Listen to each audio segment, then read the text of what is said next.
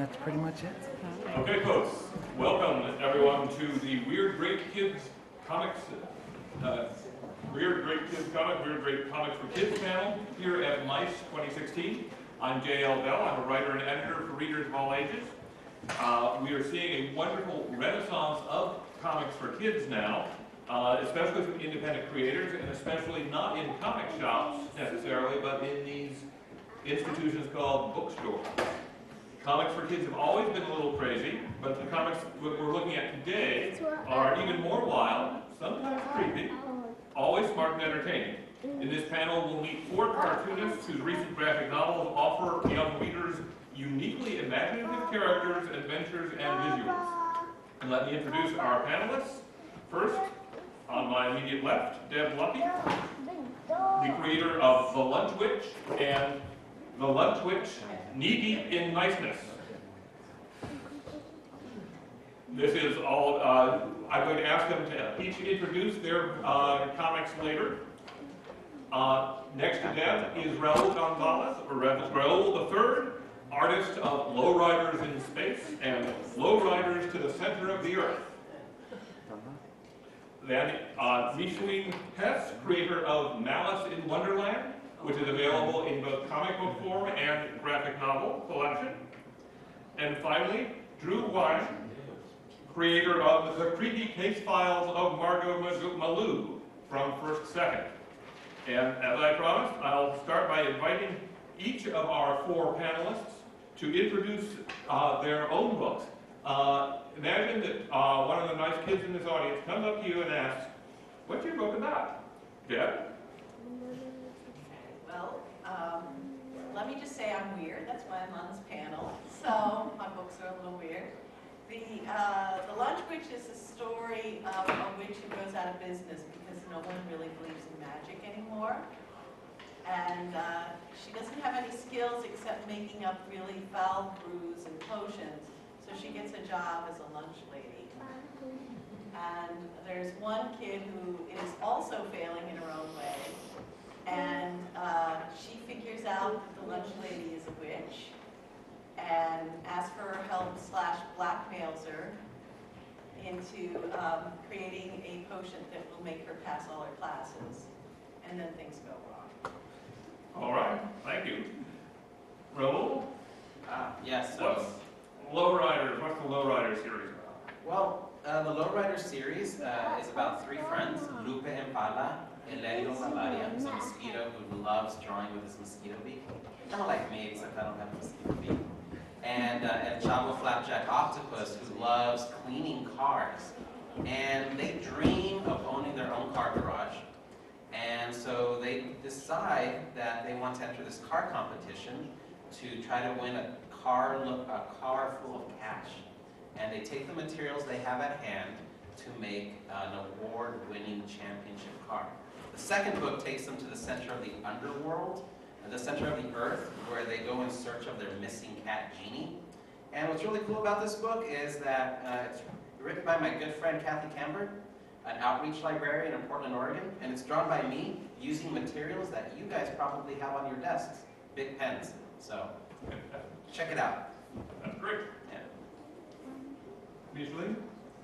Malice in Ovenland is about a young girl who's stuck at home for the summer, and she's doing chores while all of her friends are off doing really cool things and traveling, and she's all annoyed about that. And so while she's cleaning the oven, she ends up getting sucked down into it and into this strange world that's inhabited by these creatures who are, for various reasons, kind of annoyed with her. And so she has to figure out how she can get out of there and keep herself in one piece and get back home and finish her chores before her mom gets back. Great. And Drew? Well, my book is about, well, it starts with this young boy who has grown up in a very idyllic, suburban, white picket fence, kids in the neighborhood kind of life, and then one day his parents, for reasons unknown to him, decide to pack up everything and move to the big city, into a big creepy apartment building. And he is not super thrilled about that. He's especially not thrilled when he finds out that there are, in fact, monsters, real-life monsters living in the building, too. And there is only one girl in the town that seems to be able to deal with these monsters, and that is this mysterious Margo, monster mediator. And he calls her, and adventures ensue. Okay. As a special treat, I've asked each of the panelists to also think of another weird, great comic for kids to recommend, so we can leave you folks with extra recommendations. And again, we'll start with Deb. Tell us about this comic and what makes it weird and/or great for you. Well, actually, it's not weird at all. It's like the main character is like a young girl and a ghost, so it's totally normal. It's just really truthful. It's the girl's a little bit older. They show her like interacting in life in a way that's really realistic, but then there's all this magic in it, and I just really like it. All right. Raul gave us 2 recommendations. Oh, yes, I did. And I was going to give you way more than 2, because there's a lot of good books out there. But this first one, I've read it because our first book, Lowriders in Space, is up for a Bluebonnet Award. And so is Victoria Jameson. So I read every single book that's up for a Bluebonnet Award, and I really enjoyed this book because it taught me a lot about, what is that called? The roller derby. It taught me a lot about why this young girl, whose name I don't remember, decides to try to join the roller derby team. She's a new student in a new school, and it was just I became really invested in the main character and the community that she was getting to know and understand, yeah. And then this book is just awesome. Like, if you ever read this series by Sam Bosma, I believe that's the name. It's just beautifully illustrated and full of amazing action, and just the design and the look of the book, published by Nobrow, is just wonderful to hold in your hands and flip through. So, And I know I flipped through Fantasy Sports 2 at the Nobrow table yesterday. So pretty nice, right? It's a trip. Yeah. And then the first book, they get to like play basketball against this like pharaoh. That's kind of nice. Undead Wizard King. Yeah, isn't it good? It's amazing. Yeah. Okay. Micheline? I chose a book. It's by a woman named Jody Tong, and she's a member of Women in Comics Collective International, which is run by Regine Sawyer. And she does these stories, Bunny Mom, and I wouldn't so much say they were weird, but at the same time, it's kind of cool to see other, grown-ups doing things that involve taking care of their pets. I think that it could really work well for all ages, particularly younger kids. I think there's also kind of a really nice component of it being kind of comforting in a safe way.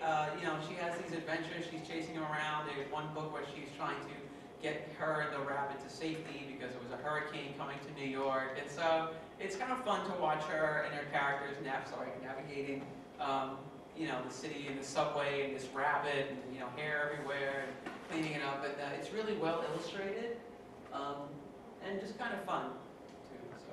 Cool. And Drew? So the book I picked is it's very Halloween appropriate. It's the Kitaro series, also known as Ge no Kitaro in Japan, which is about this creepy boy who is the last of the Ghost Clan. He's Kitaro, that's him on the left there. He lives in a graveyard. His dad is an eyeball for some reason. Yes, that's him sitting on top of his head.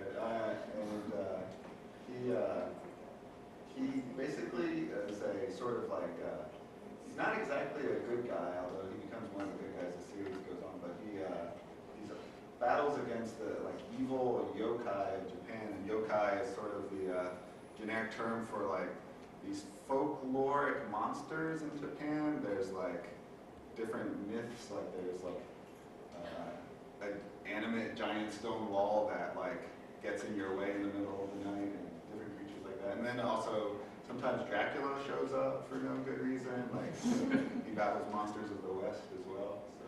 And these books were published a couple decades ago, right? Yeah, well, they started in the 40s and continued for a long time. And guitar was kind of well known in Japan, but in America not so much. But so even though the stories are older, I think they are still totally great and totally weird, and any kid would love them nowadays. Okay, and I'm going to add a recommendation by me, Eleanor Davis's Secret Science Alliance and the Copycat Crook. Eleanor Davis is married to one of our panelists, so rather than put him up for accusations of favoritism, I just want to say I just love this book and the way it plays with form, the comics form throughout, and it's just really fun to look at. I'm not sure whether it counts as a really weird comic though, because it's got a really nice structure of kids who like science finding each other, making a secret club, and then going after the bad guys. And that's what a lot of books have to do, but is that part of what all kids comics or all kids stories are about? Do they have happy endings? Are they about kids taking on adults? Things like that. Is that something that you wrote about in your own comics? Or that you enjoyed when you were reading comics as kids? And we can start with Drew. Definitely, I was a little bit involved in the making of Secret Science Alliance. I inked the book, which is when you take your wife's lovely pencils and you just trace over them again in ink. Sometimes it's not your wife, sometimes it's a total stranger. Which is easier? What's that? Which is easier, doing the inking for your wife or a total stranger? Maybe a stranger. But I always liked books full of kids kind of doing it for themselves, where you know the grown-ups in their life like could help them a little bit, but mostly got out of their way. So that's what I did in my book too. The parents in my book are very well-meaning. They're not like sort of stuck-up parents, but they have no idea what the kids get up to, and would definitely not approve. And Raul, your characters, or the characters that you and Kathy have created, are not kids, but are they kid-like? Do they? They're kid-like in the sense that they also just kind of want to do their own thing, you know, and they want to strike out on their own and fulfill their dreams. They're not ones to. They don't really like their boss, who's like this little fly who just constantly buzzing around them, bossing them around. So they're very much kids in that sense. You know, they've kept their passions and they're not afraid to follow and pursue what they dream of doing. And fortunately, with our third book, we'll be able to see what they were like when they were kids and how they ended up doing what they do. Cool. Yeah. Deb, your main character, your lunch witch, is an old crusty witch, but she becomes sympathetic. And how? Well, she does. I don't know if she becomes sympathetic or not, because she's always kind of self-serving, but she does get a little bit of a soft spot in her otherwise black and crusty card for one particular girl, which is a really big no-no in the witch world and gets her ancestors very upset that she would even consider any nice feelings. But the girl that she gets the warm maternal feelings for is named Madison, who's kind of a loser kid, but she looks to adults always to solve her problems. So when she asks the witch to solve her problems, she ends up as a toad. And then she ends up alone in the swamp by herself, so she does actually have to go through figuring out how to take care of herself, how to get moths. To me, I'm not surprised at all that I knew sooner or later I would want to make like a very like significant, hefty chunk of work that was like a kids series. It was just a matter of time until I found the perfect project that really would let me indulge all my absolute favorite things to draw, like giant hairy monsters and weird old piles of junk and hidden tunnels and stuff like that. So. And how do you keep in touch with what kids are interested in? Are you thinking about the kid that you were, or schools, or? I am honestly surprised at how much I have in common with kids these days. I thought that I think maybe times have changed a little bit because I can sit down with a kid of today and have a serious discussion about Pokemon, which has been going on for 20 years now. It seems a little strange to me that when I was a kid, absolutely no adult wanted to talk to me about G.I. Joes or whatever. And maybe this is a problem with modern society, but the grown-ups, or at least the young adults of today, have way too much in common with kids today. They still are playing the same video games and interested in the same media properties and going to the same movies. It's everyone's refusing to grow up. Me too. So. And Micheline? Yeah, I don't know. I mean, there's in some ways I feel like growing up in that sense is kind of overrated, even though it was something I wanted to do when I was younger. I don't have kids myself, so I feel like there's so much that in raising kids that occupies an adult's mind in their every waking moment. You're worrying about them, you have to take them here and there, and thinking about this and that. So I think that whole space is just kind of taken up by the kid that I still kind of am, but keep kind of disguised when I'm walking down the street with my street walking face, to get out of my way. But yeah, I mean, I still watch cartoons. I still, look at Miyazaki, and I'm still even looking at the stuff that we talked about up here. I'm getting really excited because I want to read those comics, and I think it's just about continuing to kind of nurture that attachment, which is what you were talking about, and keeping that tether kind of in good shape. You can kind of continue to access those parts of yourself that I think are universal to kids, the way they think and interpret stuff. And the kids in the audience are looking at us like, you guys think you're fooling.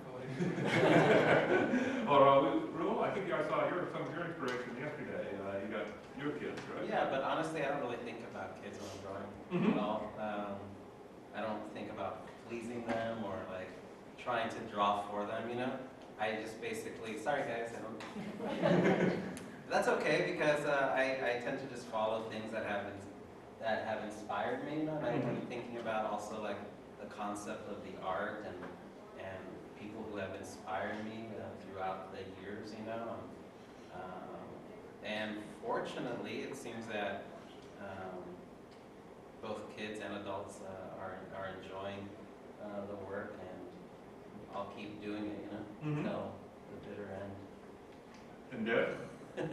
Actually, I'm quite a bit like Raul. I think what inspired me originally to write for kids is I'm just quite playful still, and that has more of a market for kids. But I really, in terms of making the story, I just try and make it as the very best story I could that would be for anybody. But I do remember, and I'm sure it's really different now, but I remember when I was 10 that I was really bored by the material that was available. I think I'd read every book in the library, and I just, in the little public library near me, and so I trying to make that part of me that was bored when I was 10 not be bored anymore. It's kind of a mistake to try to aim stuff, to write to some sort of idealized kid, to try to simplify things or make them really palatable, and dumb them down because kids are dumb and they can't handle sophisticated stuff.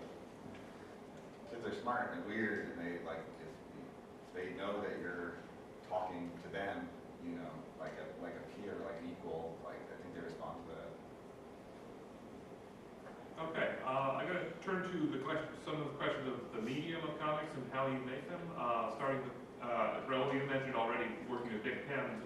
I'll start with Deb. Your the Lunch Witch books look like they've been through the wars a bit. How do you how do you do that, and what are you aiming for with those pages? Well, I'm really interested in texture. I like the way things look, even like when you look at like a lot of great photographs, it's usually about the texture and decay. Photographers love to find rusty things that are crumbling. And so I wanted to make the books look ancient, and actually I had this thing in my mind of when I was like in kindergarten, I made some book where I think they made us put in our art projects and glue them in each page, and wasn't good with glue, so I put in like massive amounts of glue, and it was on brown construction paper, and the whole thing warped, and there were things sticking out of it. And my mother saved it for like, it's gone now, but she saved it for like 20 years. And so it was like this, that's sort of how I pictured the book as being. Like something that had secrets in it, and you found it, and it was all warped and spilled on. She's a cook, so there's like her recipes as she's cooking, she spills on it. So that's what I did. Didn't you want to make the second book smell like bacon? I did. It was supposed to be like bacon, and actually my publisher said yes, if you can believe it. But then they somehow messed up with the printer.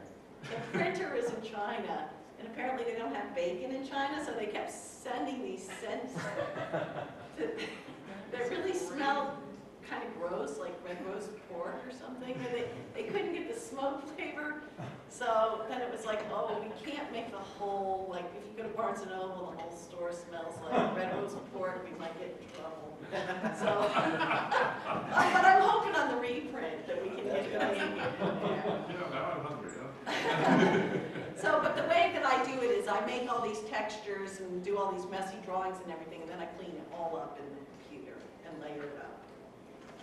So how to eat critters that are swimming around in the lake, how to avoid the weasel who is really fast, and how to avoid a hog-nosed snake. So she grows up pretty quickly, actually. Is there really such things as hog-nosed snakes? Oh, actually, and they prefer frogs and toads. Oh.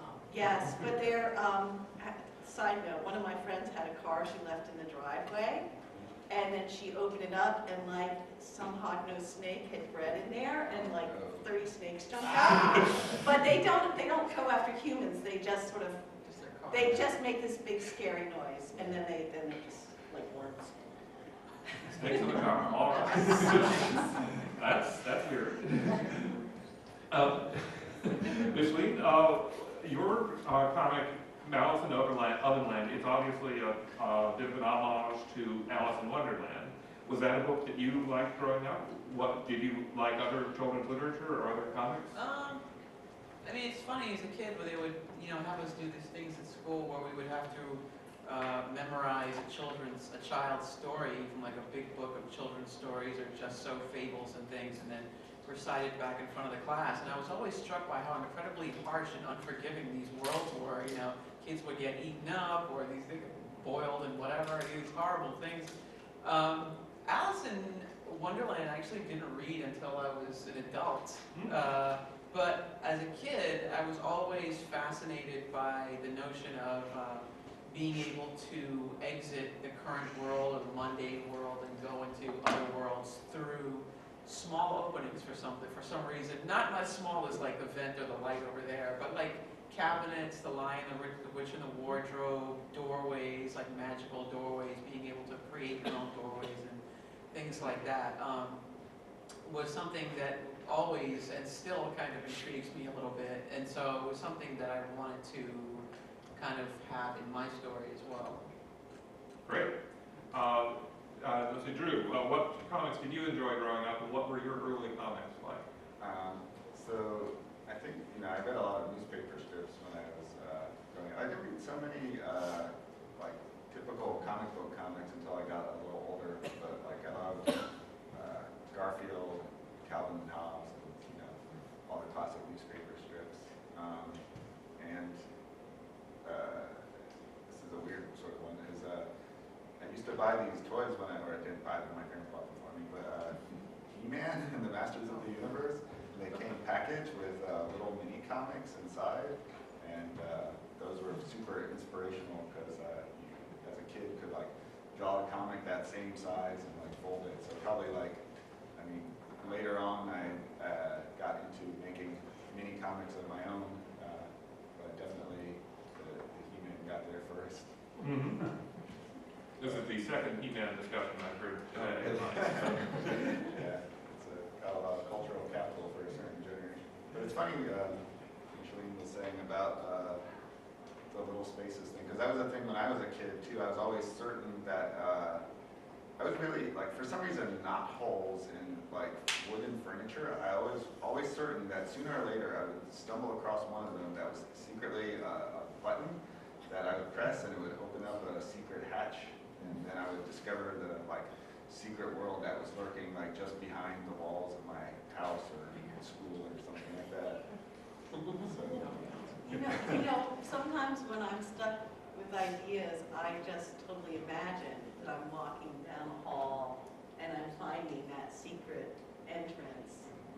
And then I kind of just keep imagining where it leads, and sometimes there's an idea in there. That's nice. Mm-hmm. Micheline, what were your earliest comics? The ones that you drew or the ones that you wanted to draw? I mean, I used to go and tag along with my brother. He would buy comic books from the store in the corner. We were in Brooklyn. And I think I would get like Wendy the Witch and like stuff like that, Casper. Mm-hmm. And then my father would go on these business trips and he would come back with one comic called Le Pied de Clay and BB Fickleton. These were comics that had this group of friends. Yeah. Not always. I mean, a lot of inappropriate, you know, as far as like the way different races are portrayed, like just totally would not fly today. Also, he would get Tintin and Piff and Hercule, which is his dog and his cat that were always fighting. But I think the thing that motivated me, at least to do this kind of, in part, is that in all the comics that I looked at, I never really saw comics with a character that looked like myself, or like my hair type, or anything like that. And I think that's kind of important for kids. And so it was kind of, yeah, it was something that I really wanted to explore. Raul, what were your early work? Well, I was just fascinated by anything that had like drawings in it. I know that as a kid, like at the library, I loved John Valera's books, and I didn't realize until I was an adult that they were illustrated by Edward Gorey. So I think that's one of the reasons why I love like cross-hatching so much, because I would copy drawings from like the house with a clock in its walls. But then I was also really lucky in that both in El Paso and Juarez. In El Paso, well, I had the 7-Eleven that had like an amazing spinner rack. And then in Juarez, which is in Mexico, there were these like magazine booths, and they would like run clotheslines to cover the booth from bottom to top with all kinds of magazines. And they would have like Mexican editions, Spanish editions of like the Fantastic Four, or other Marvel or DC books. And what was really nice about them is that on El Paso I could read like books from the 90s, and for whatever reason the scheduling in the Marvel books on the Mexican side were from like the 70s and 80s. And so I was able to kind of like piece together like epic storylines. And then at 15 I got a job at this place called Bills, Coins, Cards, Stamps, and Comics. And that dude was like a hoarder. And he had everything you could imagine, from like adult comics to indie books to just, you know, the entire like spectrum of comic books. And so I just read everything. Great. Yeah. And Deb, how did you come to comics? Well, I read mostly comic strips as kids. I had very, very little exposure to comic books. We lived out in the country, and there was no 7-Eleven. But I remember I loved the comic strips, and even when I was in college, like my father would cut them out and mail them to me because there were comics in the local newspaper. But for some reason, the one that sticks in my mind is Apartment 3G, which was for adults, and like, I think I just was really intrigued by the way people were portrayed. Because I also can remember going like with my mother to the hairdresser, and there were these like cheesy like modern romance comics sort of on the side that I wasn't supposed to read, and I was really intrigued by those also. But the thing that I thought back about this was that was actually really kind of life-changing for me was that my aunt and uncle took me when I was young to see this movie that was about James Thurber, and it was called like The War Between the Men and Women or something like that. But they showed all his drawings, and I became obsessed with James Thurber. But also he was a cartoonist, so I was like, oh, you know, that's a job. Yeah, and now, did you have the ambition to create stories for kids, or were you thinking, you know, in your 20s, oh, I'm going to do the great adult graphic novel, that sort of thing? Oh, How did you come to tell stories for kids? I had a very circuitous journey through fine art and then many, many years in advertising, creating ideas. A lot of it actually in Boston. I've worked at pretty much every ad agency and design studio in Boston. And then I went to New York, and then I went into filmmaking, and then I went into picture books. So I just sort of kept changing medium, but I was always working with words and pictures. And then when the graphic novel thing took off, I was like, I'm going to try that, and then I got hooked. Mm-hmm. So I think very much of what I'm doing is like more like a movie, and then I turn it into a graphic novel. Mm-hmm. And Raul, how did you come to work on lowriders? Oh, well, I've been an artist in the Boston area for many years now. I'm a self-taught artist, and I started getting involved in the museum and gallery scene in Boston, and I noticed that there was like these like gaping holes in art history. I would walk through the Museum of Fine Arts, you know, and I would go into the American wing, and I was like, wait a second, there's only one type of American in these galleries, you know, and so I started making artwork that kind of was more for the part of the world that I was from, and that celebrated or spoke about the community that I was from, and it went very well for me. I won a lot of awards and things like that. And fortunately, I met this librarian through a friend named Kathy Camper. And Kathy Camper was an outreach librarian, and she was constantly driving out to neighborhoods with a lot of Latino kids, and she was always very disappointed and upset that none of the books that she could recommend to these kids celebrated who they were in any way. And so she noticed that they were really involved in these lowrider books that showed pictures of lowriders. And she found me through a friend and asked me if I would be interested in collaborating with her on the project. And she described to me the idea, and I immediately started just drawing the characters as I thought they should look with the big pens, because I thought, well, a lot of these kids don't have access to art materials that they, and that might turn them off from trying to become artists. And so big pens is a material that everybody could get their hands on. And then the rest is like history, because we were fortunate that Chronicle was really interested in the project. Okay.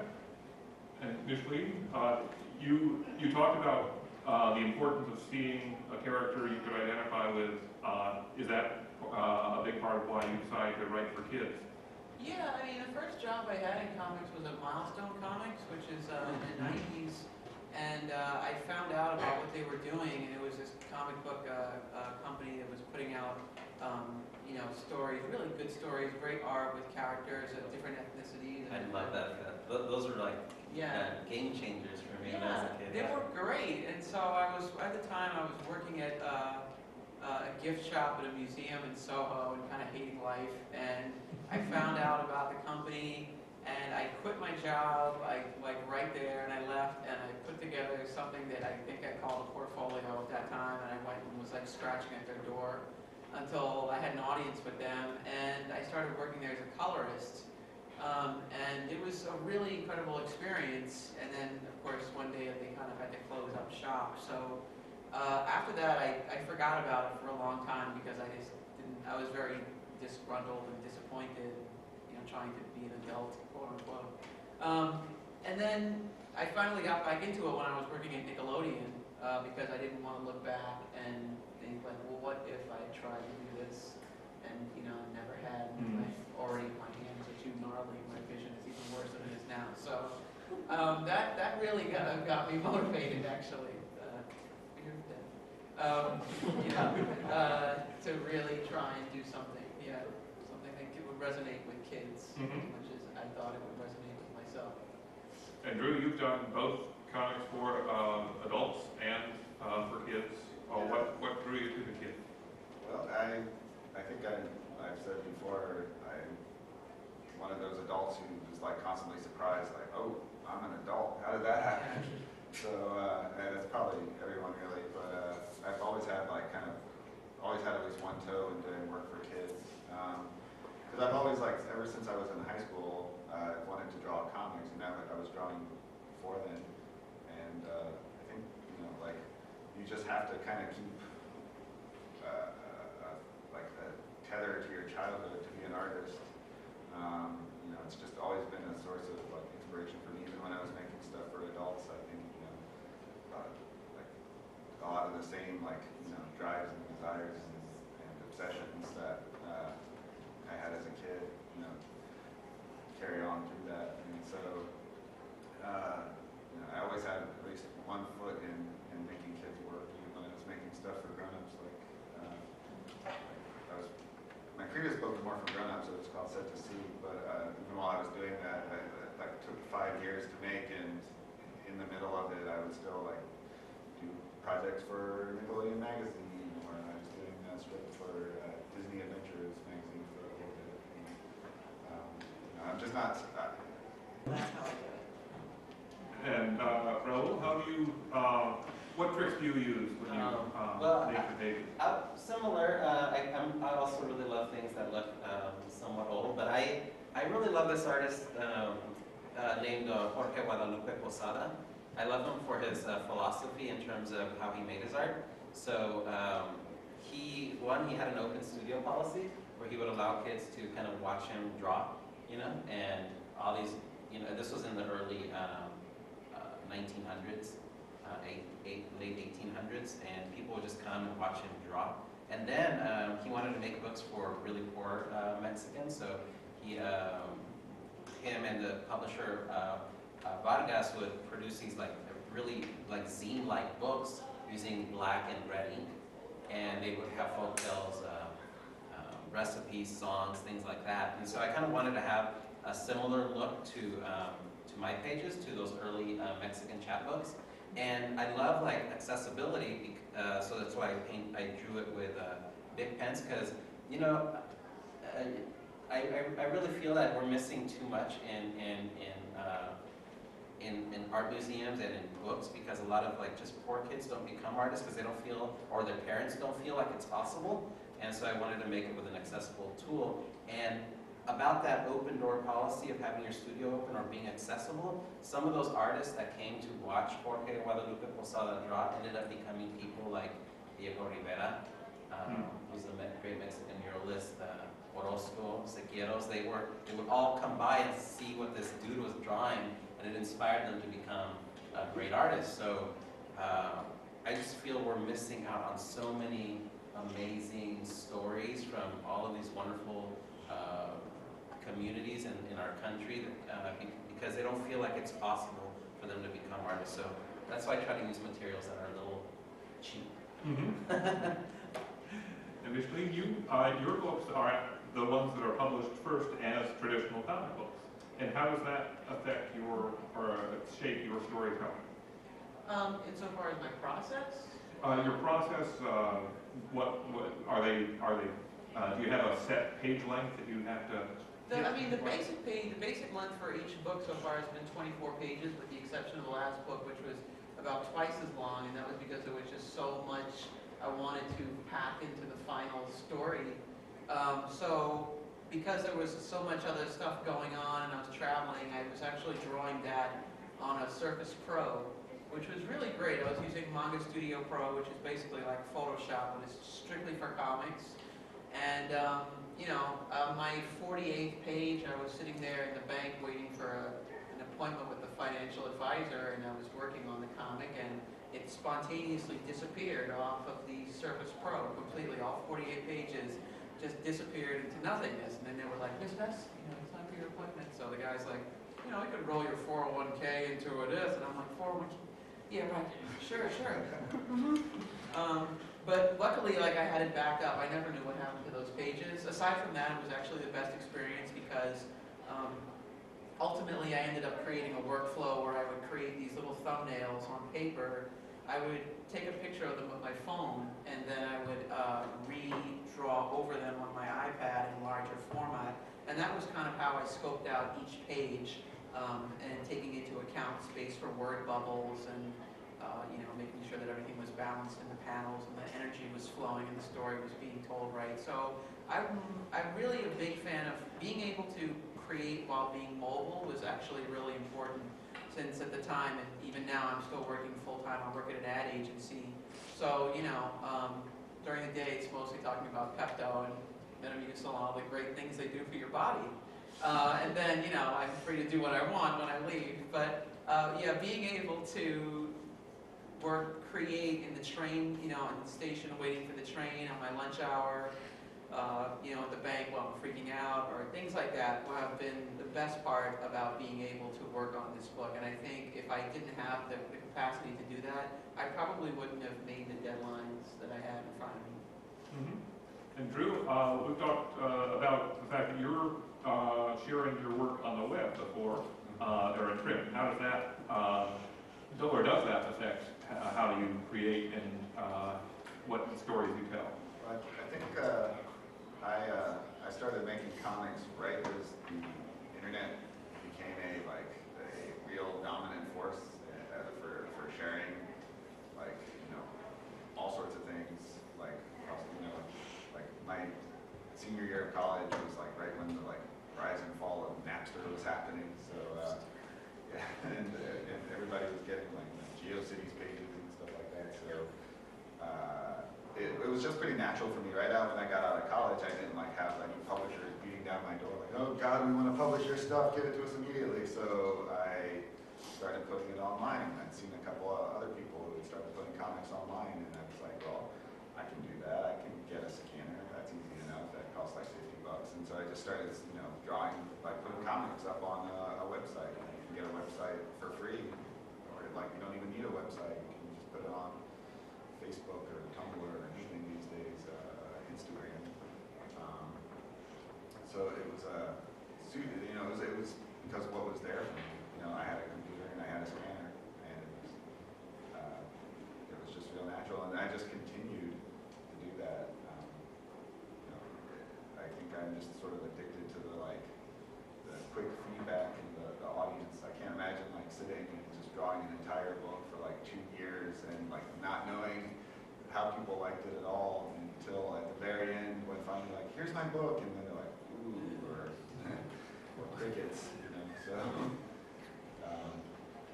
and I think that's you know, some people are worried that you know, if you give it away for free online, you won't be able to sell a book, but if it's good, people will still buy it. And honestly, if you don't give it away for free, probably somebody else is going to scan your book and put it online for free, and they're going to get it somehow or the other. So you might as well do it yourself. Good one. I will now want to open the floor for questions, and especially I see some of the young people in the audience are drawing themselves or writing, and I wondered if you have questions about what it's like being a comic book artist or how to create comics. This is your chance to ask some of those questions. So, does anyone have questions for our panelists?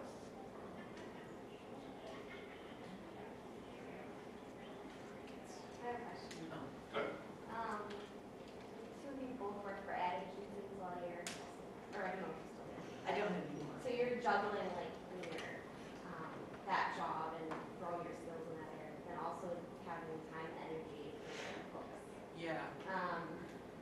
Those are skills you just work on over time to make sure you're staying true to your own work, but then also keep the quality of work you put out for your employer. it's balance?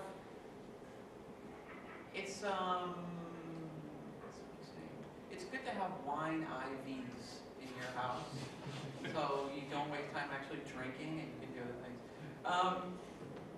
It's because I'm publishing through Rosarium and because I have to meet that standard. That's like the thing that keeps me from kind of slipping.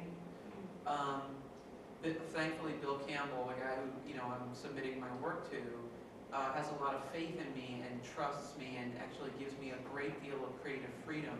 So I don't have the overhead of having to worry that a lot of my stuff is going to be rejected or he's going to try and change how I'm telling the story. So I'm very free to kind of pour myself into that. The real trick is being able to summon that energy when you get home.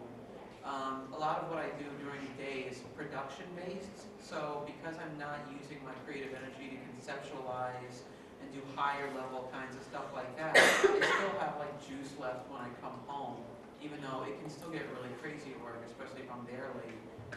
So basically every spare minute has to be spent drawing to that effect, and in the morning it's like you're drawing before you go to work and on the way to work, and then when you get home and on weekends and people like, come on drinking with us, we miss you, and I'm like, I can't. So you kind of have to, I guess, be prepared to sacrifice some other things, socializing and things like that in exchange.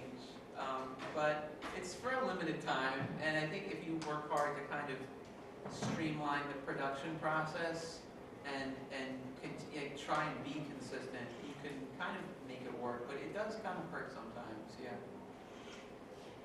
I don't know how you're doing it. I can't do it. I have trouble enough doing the books. I've been late on every deadline, work all night, just work 48 hours straight, sleep 2 hours, get up, work another 24 hours.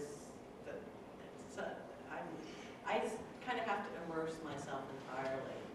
And then it just gets to the point where all I can sort of remember is what's the numerical numbers of the color of the dress that Camila is wearing. And, it's all the little continuity details also, where just your whole head becomes filled with like, did the dog exit left on this page or did he exit right? And my entire computer is filled with the files, so it's easier to remember than it is to go back and look.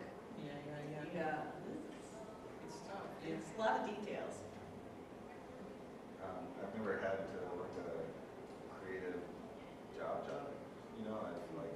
When I've had full-time jobs that I've worked in addition to being a comic book, they've been in food service and stuff. So that was always kind of nice because I could just think about my comics all day long, and then I would come home and I had actually said that I think I've been doing comics full-time for the last year, and I've gone in and out of having to have day jobs and not.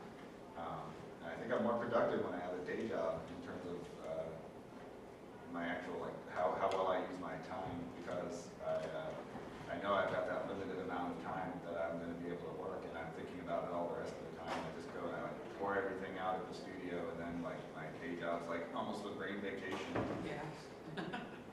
Well, it is interesting that I think you need to, in any artistic pursuit, there has to be time in your life where you're letting your mind daydream, or you're creating things that are failures, and you're exploring and trying things that are new and seeing what other people are doing, and it's hard to do that. It's like I try and allow that for myself when I end a project. I was gonna say another thing I've noticed I've had to do recently is I love to listen to podcasts, and I love to play video games and watch TV, but it's very tempting to want to turn your brain off, to fill it up with something like some sort of media, somebody talking, an audiobook to listen to when you're doing the dishes, and I've recently realized I need to not do that. Even though I really enjoy it, I need to let my brain get bored, so it can start thinking of its own ideas. And Any other questions from the audience? Let me ask, each of you, starting with Drew, what are you working on next? I'm working on book 2. It's going to be a series, and they said they'll let me do 2 books, and after that we'll wait and see. I hope they'll let me go for a while after that. Since, like I said, I put it on my website. So up until about a week ago, you could have read this entire book for free. Sorry, you missed your chance, and now you have to buy it. But the second book, I left the first chapter, so you can get to know the characters, and then you can jump into the first chapter of the next book, and that'll go online. You can read it all for free, and then when the second book comes out, I'm just going to take down most of the book again and start hopefully on book 3 after that. Micheline? Right now I am still pushing Maloo and Ovenland Volume 1, and I haven't started Volume 2 yet, so I'm kind of just trying to kind of relax and let the feeling come back to my hands and things. I'm also working on a story for another comic that I published myself before I started doing Maloo, and it's called the Anansi Kids Club, and it takes place in a part of the West Indies called St. Vincent, where my mom grew up. And it's 3 kids who have this club, and they try and solve different mysteries and have adventures on the island in their community. So issue 1, they had one member of the club who was trying to determine if one of the women in their village was what's called a sukuyon, which is like a vampire.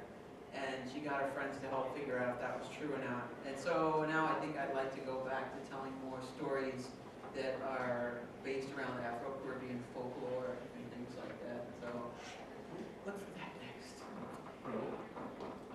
So this November 4th at Carol and Sons Gallery in the south end of Boston, I have an exhibition opening called Forbidden Frontera. It's all paintings and drawings, some really large.